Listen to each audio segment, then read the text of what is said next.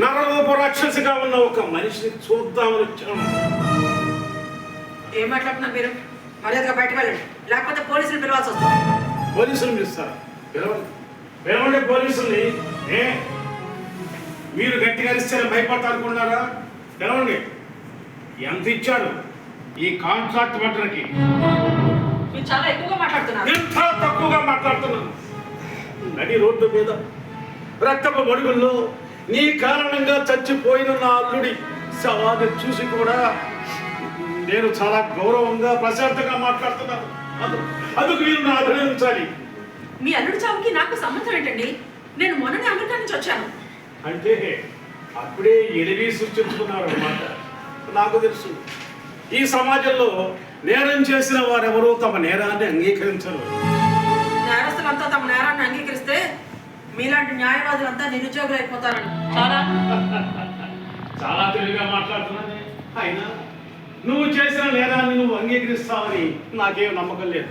పిచ్చిగా ఇప్పుడు వ్యాపారంలో ఏమైనా లావాదేవీలు ఉంటే కూర్చుని మాట్లాడుకోవాలి, చర్చించుకోవాలి. అంతేగాని మనుషులు లేపేస్తారా?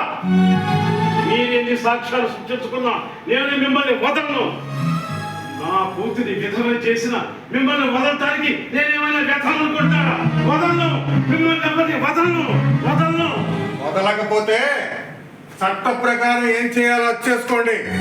అంతేగాని ఇలా ఇంటి మీదకి వచ్చి బెదిరించడం మంచి పద్ధతి కాదని తెలుసుకోండి. అయినా మీరు ఒక లాయర్ అయ్యండి, ఇది మీరు చేయకూడని పని అని గుర్తుంచుకోండి. ఎంతటితో మీరు ఆగకపోతే మీ మీద యాక్షన్ తీసుకోవాల్సి వస్తుంది. అంతవరకు తెచ్చుకోకండి. అసలు ఇంతవరకు మీరు ఆవిడ ఎందుకు అరెస్ట్ చేయలేదండి? అది ముందు చెప్పలేదు.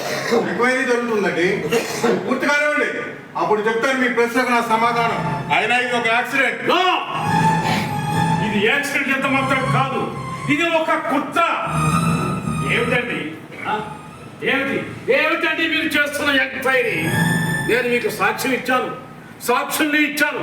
అయినా సరే మీరు ఈవిడ ఇంతవరకు అరెస్ట్ చేయలేదంటే నేను మిమ్మల్ని అనుమానించవలసి వస్తుంది. అనుమానించండి, దానిలో తప్పే ఉంది. యూనిఫామ్ వేసుకున్న తర్వాత మేము ఎంత నిజాయితీగా డ్యూటీ చేసినా పబ్లిక్ ఎప్పుడూ మమ్మల్ని అనుమానిస్తూనే ఉంటుంది. ఇంకొకసారి మీరు ఇంటి మీదకి వచ్చి గొడవ చేస్తే మిమ్మల్ని లోపలేయవలసి వస్తుంది. అంతవరకు తెచ్చుకోకండి.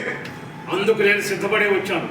అసలు ఇలాంటిది ఏదో జరుగుతుందని నేను అనుమానిస్తూనే ఉన్నాను.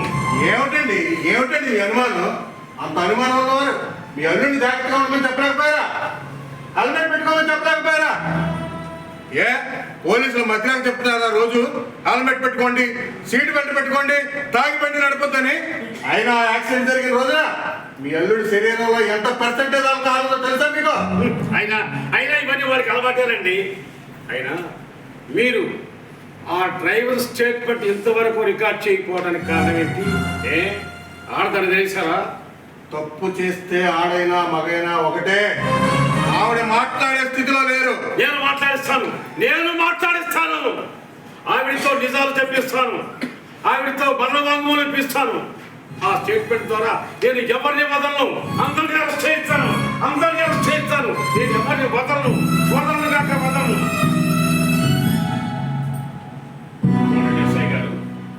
ఆ యాక్సిడెంట్ జరిగిన రోజున వీళ్ళ ఆయన ఏదో ఒక్కతో నాకు ఫోన్ పే చేశాడు.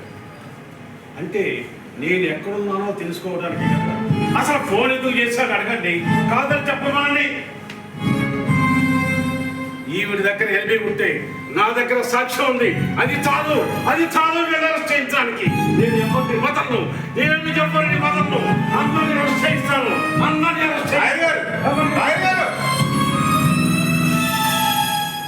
అతను ఎందుకు అలా మాట్లాడుతున్నాడు? అతను అలా మాట్లాడడంలో తప్పు లేదు. అతను అల్లుడు చావుకి నాకు సంబంధం ఏంటి? మధ్యలో నేనేం చేశాను? ఏముంది, ఇదంతా సీపుకు మీ పేరున ఉండడం వల్ల వచ్చిన కష్టాలు. ఆ లాయర్ గారి అల్లుడు ఆక్వా సీడ్స్ బిజినెస్ చేస్తూ ఉంటాడు. సీడ్స్ తీసుకున్న గంగతల్లి ఆక్వా వాళ్ళు ఆ లాయర్ గారి అల్లుడికి 2 కోట్లు బాకీ పడ్డారు.